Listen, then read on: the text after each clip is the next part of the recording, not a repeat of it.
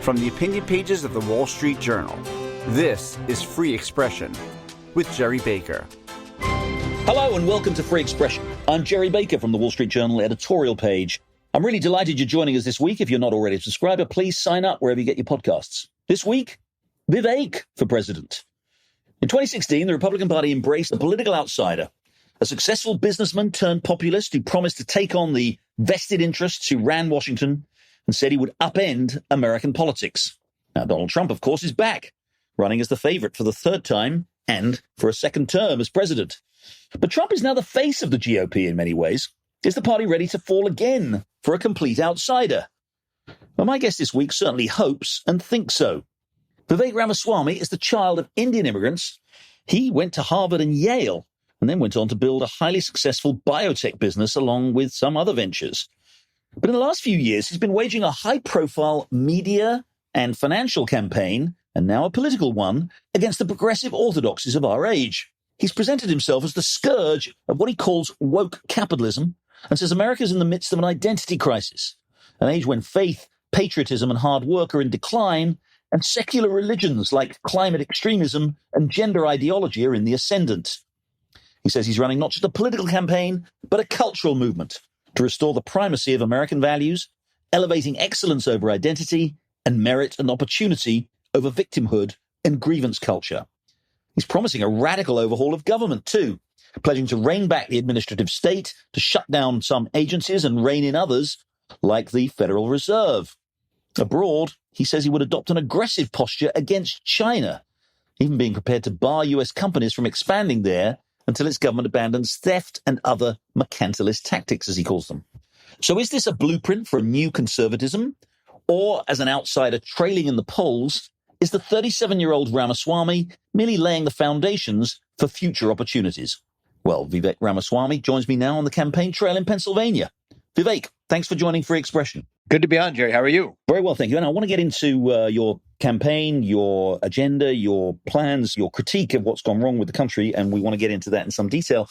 But obviously there's a lot of news, there always is, and today's news, we're recording this, I should say, on Tuesday, around Tuesday lunchtime. The big news today, of course, is the plea deal that seems to have been struck between Hunter Biden and the Justice Department, who were investigating him, on the various charges that he faced, and in what looks like, I think by most measures, looks like a fairly favorable outcome for the president's son. It looks like he's done some sort of a deal where he will not serve any prison time, the failure to pay tax, or the gun ownership issue. Now, you were very critical last week of the Donald Trump indictment, saying that it was a politically motivated prosecution. What do you make of this? Do you think we have two systems of justice going on? I think it is yet another example of two standards of justice. And I'm not surprised by it either, Jerry. I think that this is a deflection tool, actually, to be able to actually so-called settle a range of offenses that deflect actual accountability for the real and most important alleged offenses against both Hunter Biden and Joe Biden. I think it is no coincidence that we also see it right after the Trump indictment.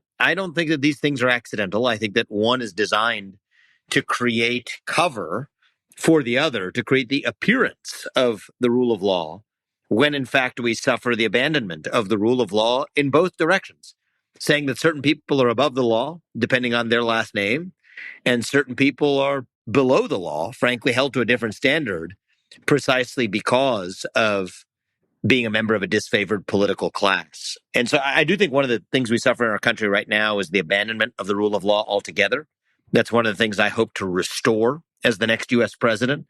But in order to do it, I think we have to see the problem with clear eyes. And I do think that honesty is the ticket to our future. How do you do that? It does seem to me that this is another example of why people have so little trust in our institutions, because they do, again, whatever the individual merits of the case against Trump or the case against Hunter Biden, the perception that a lot of people have here is, as you've said, two standards of justice, and the trust that they have in these institutions that are so vital to ensuring the smooth functioning of American, the fair functioning of American government, that trust is just being eroded. How do you rebuild it? Well, look, I think that the way we rebuild it is first make it built on a foundation of truth, right? I think there's two parts to trust. There's the person or institution that is deserving of that trust, and then there's the attitudes of the people who relate to it. So I prefer to change the true matter first. I think that the administrative police state is corrupt at the federal level right now. And so one of the things I said that I would do is I would shut down, for example, bureaus like the FBI, which I don't think should exist. You have at the local level, local prosecutors and local police. You don't have a large investigative administrative bureaucracy sitting in between. At the federal level, you have the U.S. Marshals and the Department of Justice. I think that reorganizing the federal government in a way that has fewer bureaucracies that are open to capture and to political capture, I think is actually a formula for restoring trust by putting a lot of that under the U.S. Marshals, which as a strict enforcement arm don't suffer some of the same politicized behaviors that the FBI does. So I think that civil service reform more generally, Gerry, is how you get to the truth of the matter. Personally, if the U.S. president can't work for the federal government for more than 8 years, I don't think most of the federal bureaucrats reporting into me, should I be the next president, should be working there for more than 8 years either. Agencies that shouldn't exist should be shut down. Institutions need to have purpose, restored to the purpose of those institutions, like the U.S. military, which I think has lost its way. It needs to restore its purpose of winning wars and deterring wars. And so a lot of the loss of purpose, I think, is a vacuum for bureaucratic corruption. But then I think once we've rebuilt that foundation, then I think it takes a leader to be able to then say, okay, here's what was wrong. We saw it with clear eyes. I don't believe in just showing up with a honky-dory kumbaya paean to hope and expect people to come along for the rhetoric. But if it's grounded in truth, and I'm approaching the American people with a clear-eyed view of the problem and unsparing criticism of the reality that most people see with plain eyes anyway, then I think once we've cleaned that up, I would also have the authority and level of trust and credibility with the people to say that, okay, now we've put that behind us, and this is how we actually restore trust in what remains. 3 branches of government, not 4. An actual constitutional republic where the people decide who they elect to run the government rather than the people who run the government today, who aren't the people who are elected at all. That's, I think, the journey to get back to trust. There have been suggestions that, we had that whistleblower from the Justice Department who said that there had been interference at a political level in this investigation of Hunter Biden. We've already heard about that. Are you concerned that, again, the appearance that maybe, given that we know that, given some of the other things that congressional committees are telling us that they are discovering, supposedly about Joe Biden? I mean, how concerned are you? How much do you share the view that many Republicans have that Biden, this may be a problem of fundamental corruption in this administration? I think there is a deep problem of corruption in, frankly, both political parties, but especially in the modern Democratic Party. I think it is perhaps different only in kind, in a small kind, to what we saw with the Clintons and much of the corruption that we saw in the lead up to Hillary Clinton's would-be presidency that never transpired. I think the reality, though, is the corruption isn't at the level of just the people at the top. I think that's a place where we may miss the plot, Gerry, is Joe Biden, in many ways, I believe, is just a puppet for the managerial class. And I think that same managerial class has leverage over him to drop him like he's hot, just like they'll drop Donald Trump like he's hot. I think that's a big part of what the tentative investigation into Joe Biden's mishandling of classified documents is all about.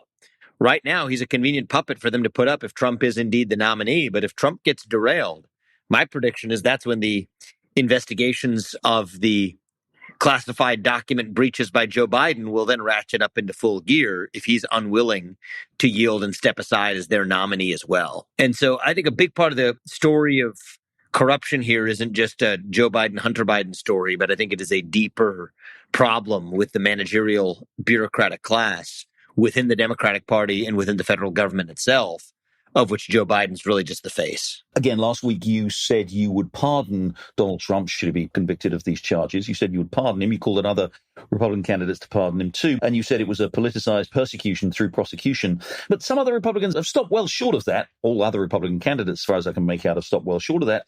And other Republicans, including some of the most loyal lieutenants to Donald Trump who served in his administration, have said, these are serious charges. Bill Barr, his attorney general, said it was a very damning indictment. And if half of it turns out to be true, Donald Trump is toast. Are you really so confident that it's the right thing to do, given the seriousness of these charges and the fact that many people do regard them in that way, to offer to give him this blanket pardon should you become president? There's 2 points I would make, Gerry. First is on the law itself. I think there's a difference between a bad judgment and a legal violation, a criminal violation. So I would not have made the same judgments that Donald Trump made. That's a big part of why I'm running for president, mind you, against him in this primary. But I think that the Presidential Records Act supersedes the Espionage Act, and I can give you the legal basis for that as it applies to former U.S. presidents, because on the legal theory that the Department of Justice is pursuing, the Espionage Act would have criminalized even the removal of unclassified documents, because the Espionage Act doesn't make that distinction between classified and unclassified documents.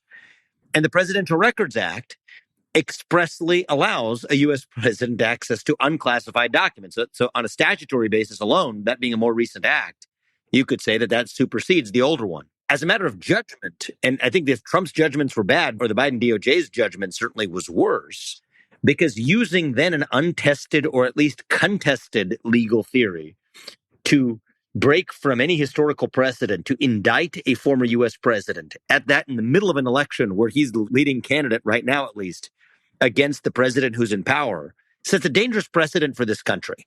And if that was going to happen, it better be on solid legal footing, not on contested legal grounds, for some of the reasons that I've mentioned. Yeah, again, there are people who question very much whether the relevance of the Presidential Records Act here, given the charges involved. But isn't this a process that's best sorted out through the courts? I mean, if the president has been indicted, if he were to be convicted, if you're right and that the law is being wrongly applied or the wrong law is being applied, he'll have appeals process. Isn't it better to, be able to go to an appeals process and ultimately all the way to the Supreme Court, presumably? Isn't it better to let that legal process play out rather than for you to intervene in the process and say, no, you're pardoned before we've actually gone through it? I think the real intervention in the process was the indictment in the middle of an election by the party in power against a former U.S. president who's also running against that sitting U.S. president. So I think that was the real form of interference.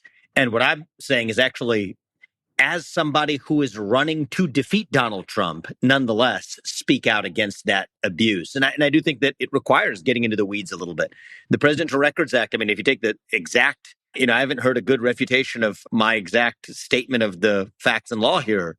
The Espionage Act is silent on the distinction between classified and unclassified documents. That is to say, it would be a crime under the Justice Department's legal theory here, even if Trump had taken unclassified documents. That's the part of the Espionage Act that they're charging.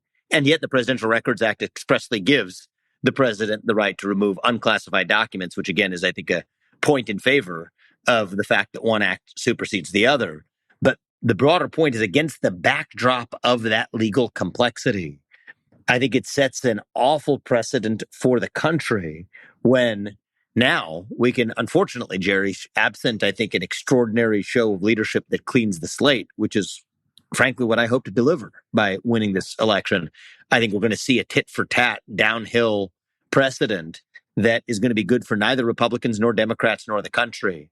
And that's why I think it is net positive for a competitor of Donald Trump in this race to say that we will move forward as a country and leave it to the people to decide who actually elects the U.S. president rather than have the federal police intervene in the matter. So I believe it'll be net trust enhancing and net positive for the country to move forward if we don't actually have a past president and current sitting U.S. presidential candidate have the specter of prison hanging over his head and the country's head in the midst of an important presidential election. We're going to take a break there. But when we come back, I'll have more with Republican presidential candidate Vivek Ramaswamy.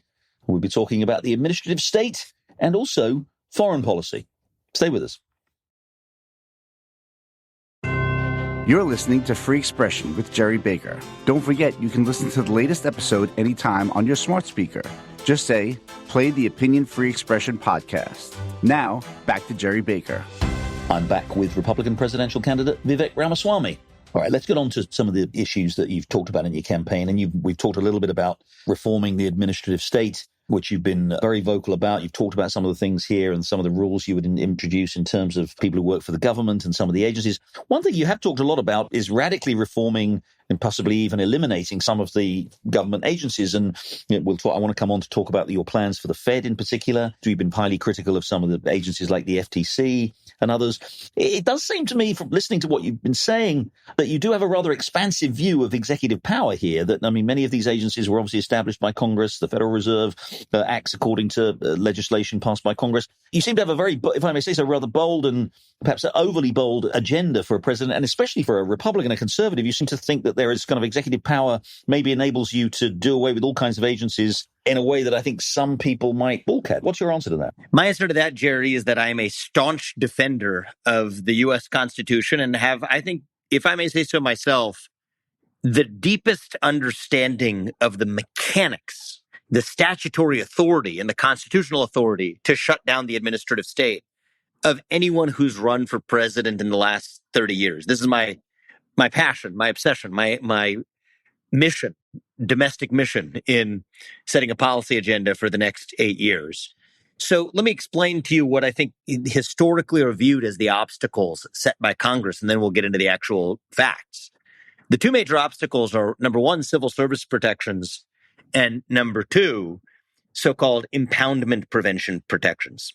So the civil service protections say that there's laws passed by Congress, such as the Civil Service Protection Acts, that say that the president cannot unilaterally fire appointees in the so-called competitive service. That's a misnomer. The competitive service is anything but competitive. It's anti-meritocratic, but they refer to the swaths of government bureaucrats.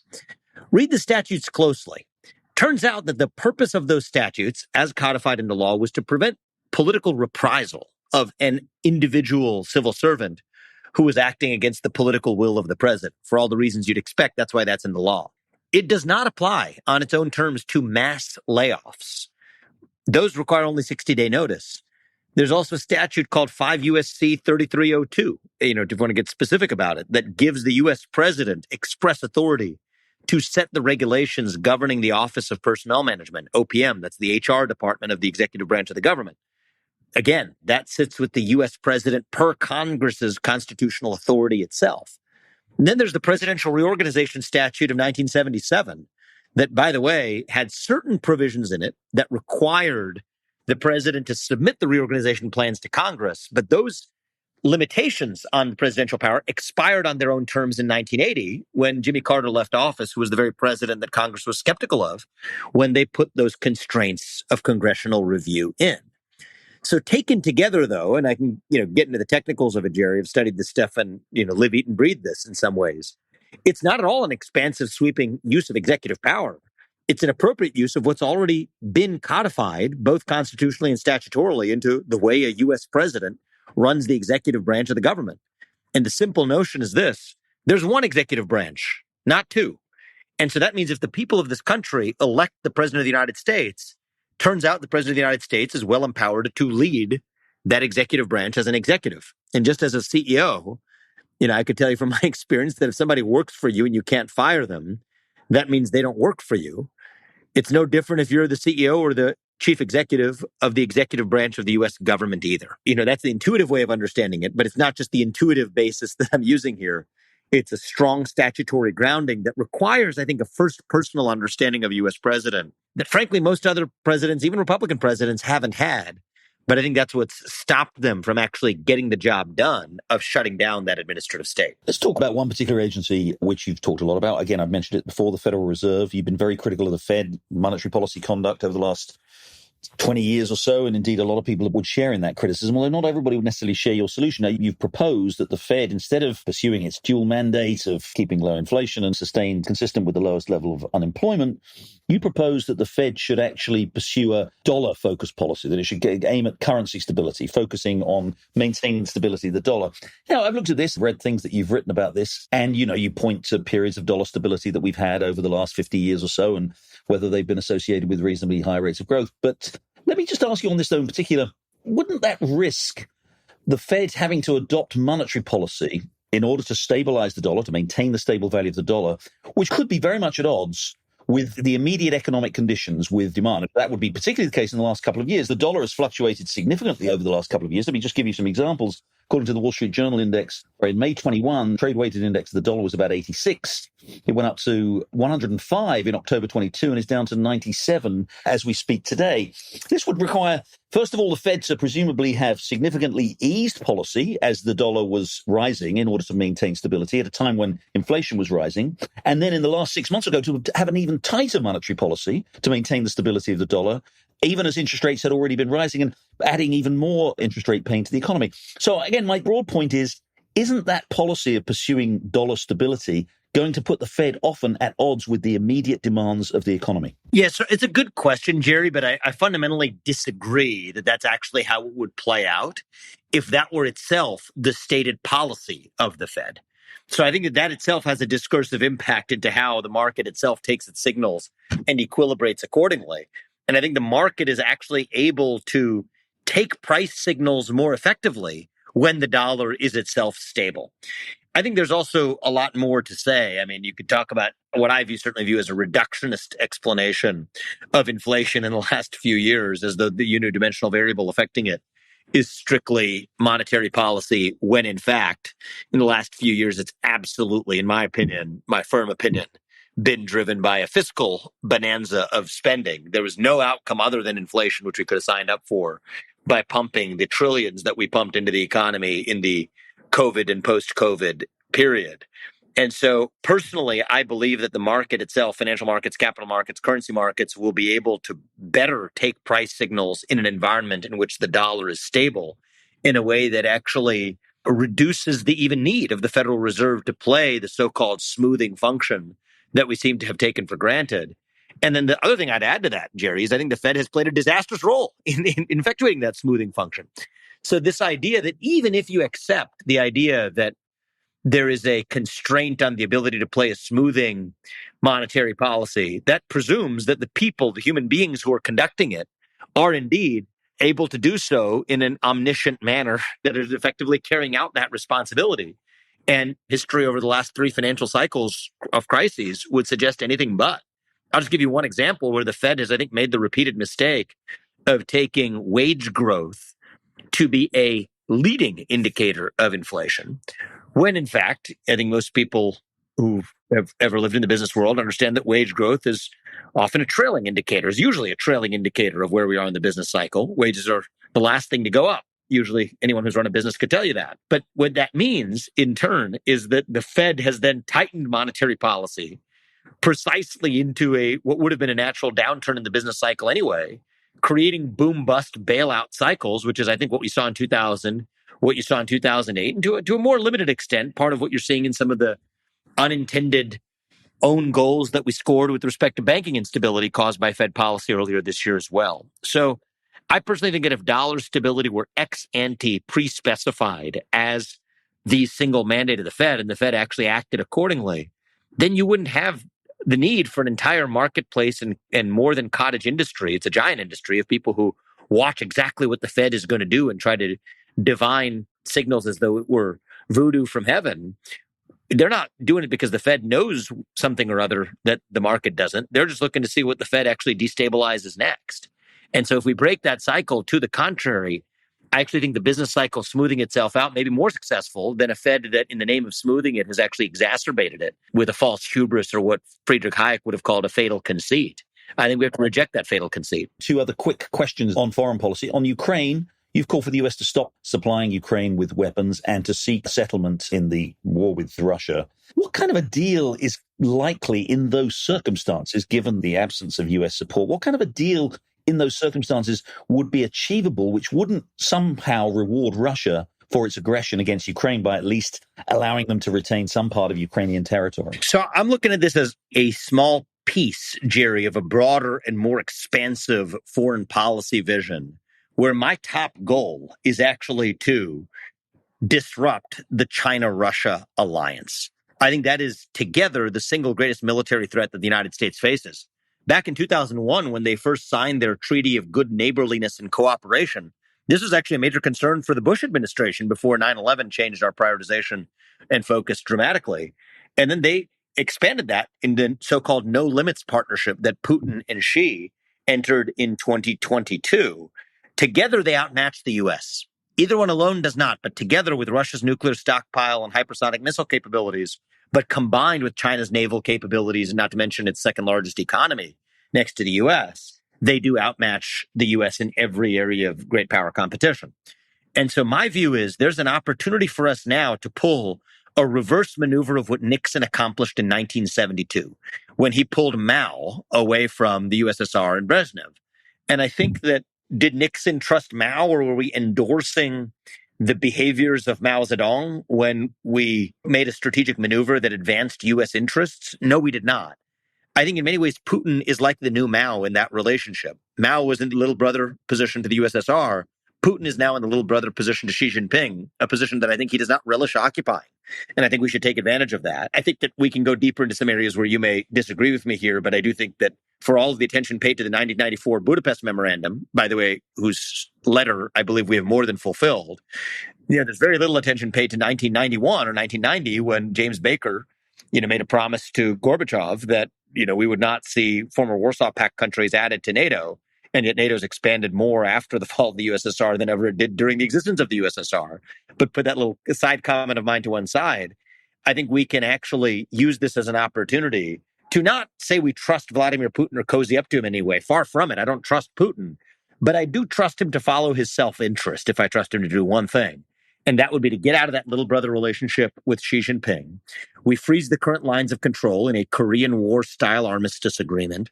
We make a commitment for Ukraine not to join NATO, which is what Putin asked for after Angela Merkel's poorly thought out comments in the fall of 2021, that the Minsk agreement was just about a matter of biding time. I think it was a disastrous example of failed diplomacy by Angela Merkel to say something as irresponsible as that. But to be able to say, hey, we'll go back and rewind the clock and say yes, a clear yes to the answer of the question of whether we would freeze any Ukrainian admission to NATO, but in return, we get something greater in return, which most importantly is exiting the military partnership with China. That includes no joint military exercises or anything else. Exit the 2001 treaty and the 2022 agreement. We restore normalized economic relations with Russia. We require Russia to pull any nuclear weapons out of Kaliningrad, bordering Poland, keep them out of Belarus, move the military out of Cuba, Venezuela, and the Western Hemisphere. And what we will have then done is really achieved a trilateral international order where none of the three major nuclear superpowers are allied with each other. But I think that favors the United States compared to the bilateral order that currently favors China. And that is a sweeping foreign policy vision. It I think, certainly turns upside down where much of the consensus viewpoint is in both the Republican or Democratic Party. But in that context, I think ending the Ukraine war presents an opportunity to get us closer to achieving and advancing American interests, which keeps, at least where my eyes focused where they are, on the risk with China. And the last point I would make is that I think this is the single most powerful way to deter Xi Jinping from going after Taiwan without going to war. Because right now, Xi Jinping's bet is that the U.S. won't want to go to simultaneous war with two different allied nuclear superpowers. And he may be right about that. But if Russia's no longer in Xi Jinping's camp, that'll really force Xi Jinping to think twice before going after Taiwan. And there are some other ways I would deter this as well, turning Taiwan into a porcupine. I think reversing our divest to invest program, which has hurt us in our naval capacity in the South China Sea. But I think the biggest thing we could do is pull the Russia-China alliance apart. And I'm the only candidate in either party who has, I think, brought that vision to the table. All right, final question to you. Again, start at the beginning. You've been very supportive of Donald Trump over his indictment and indeed over the general legal action taken against him. Again, you launched your campaign back in February. You're in the low single digits in the opinion polls. There's a long way to go. There are some people, cynical people, perhaps not me, who would suggest that maybe your campaign, and you've been very, very vocal on woke corporations. You've written these books that we've talked about before on this podcast about the woke culture that we live in, about the culture of victimhood and grievance that we live in, about the importance of merit. You've been leading this campaign. A more cynical person than me might think that this is a campaign not really expecting to result in your becoming president, but perhaps to elevate your position, to give yourself a higher standing. Maybe you're 37 years old. Maybe position yourself for greater things in politics or indeed in business or wherever else. Are you thinking in those terms as you look at the campaign and you look, we've got a debate coming up? Are you looking to put yourself out there in the front line, perhaps next time around of Republican candidates? Is this a launch campaign for something larger to come? No, Jerry, I think that in many ways, this the last few years of our interactions, I already had that platform. I wrote 3 books in the last 20 months. Traveled much of this country, built a company called Strive that's the leading competitor to the ESG industrial complex today, living a good life while I was at it. So I think that if I wanted to build a platform to drive positive change and have some fun along the way, the good news is that's what I was already doing. The bad news is we've given that up at tremendous sacrifice, both at a personal and family level as well as even a financial level. We've put 8-figure sums into this campaign already, and we will put more in. I think those are sacrifices with a 3-year-old and an 11-month-old at home that you don't take lightly. We do that for one reason, which is to win this election, but not even just to win the election. I think if anything, I would argue it the other way, which is winning the election is too small. The question is, what do we do in the 8 years that come after that? And I'm really in this not just to win an election. That understates it. I'm in this to lead a national revival akin to what Reagan did in 1980. That's what I think we have an opportunity to do in 2024. I do think, I've said it before, I'll say it again, we're in the middle of this national identity crisis where we have lost our sense of who we are. I have a vision of what the answer to that question is. What does it mean to be an American today? I'd be the youngest president ever elected if elected, the first millennial already to ever run for U.S. president as a Republican. I feel a sense of responsibility to reach that next generation and revive our missing sense of national pride. And I'm in this race because, forget the act of running, but in terms of leading this country for the next 8 years, I think there is no better way to make my contribution to this country than to do for this country what Reagan did in the 80s. And I'm genuinely optimistic we can do that and more in the 8 years starting from when I take office in January of 2025. Do you fancy being a vice presidential nominee for Donald Trump or somebody else? I don't. No, I think that going back to driving change in the way that I was already driving change, and by the way, in a comfortable way for myself and my family, I think that's what we would look to do for the next chapter. But we are in this to win this. I'm ahead of, you're right, in the low single digits, but still ahead of where Donald Trump was in June of 2015. And I think the debate stage, is going to be critical. If any other prior cycle of history is an indication, anything before the debate stage is literally irrelevant. And to be clear, you've already met the requirements to be on that debate stage, right? That's correct. Yeah, we passed 50,000 unique donors already, and 40,000 is the requirement. And polling at 1%, I think, is the minimum. For 3 polls, we've already, hit 5x that in multiple polls already. So I think that we will be on that debate stage, but I think that will be the major catalyst that turns this race upside down. Top 3 in Iowa, top 2 in New Hampshire. I think those are very achievable milestones, just like Trump hit in 2015 to 16. I think I'm poised to hit those milestones. And if we do, especially relative to expectations as an outsider, that momentum, I think, will carry us through the entire primary. Vivek Ramaswamy, thanks very much indeed for joining Free Expression. Thank you, Jerry. Appreciate it. That's it for this week. Please join us again next week when I'll have another conversation with a leading figure examining the big issues that shape the way we live. Until then, thank you for joining us, and goodbye.